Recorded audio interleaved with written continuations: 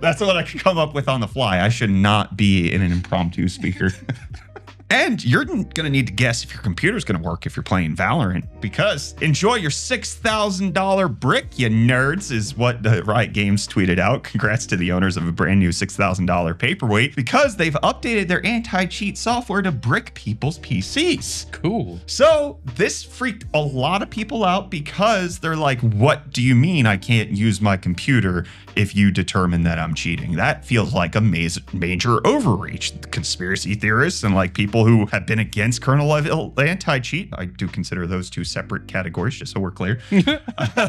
They are like, this is exactly what we've been yelling about. Yeah. This is a major problem. However, it's a little bit more complicated than that, because it only bans people who have DMA cards, which is a specific piece of PCI Express hardware that is in a computer that's pretty much exclusively used for cheating.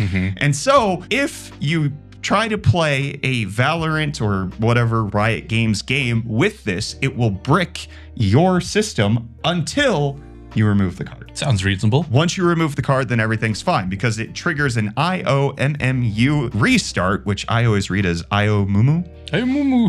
So it's not quite that it bricks your computer completely. It just prevents it from booting if it still has this DMA card in. However, some people might say there are valid reasons to have a DMA card and Valorant shouldn't be able to do this. However, it does make sense why they would try to prevent these hardware cheats from happening at the same time. And you can just not play Valorant if you have a DMA card that you're using for other reasons. But then it's like, well, I bought this hardware, I'm gonna use it. You're not allowed to tell me how to use my hardware. Yeah, well, there's a lot of people out on the internet being like, this is illegal. You're violating the Computer Fraud and Abuse Act, to which Riot came out and they were like, if you read our EULA and user license agreement in terms of service, you agree to letting this happen to your PC. So I think the takeaway is stop playing League. Yeah.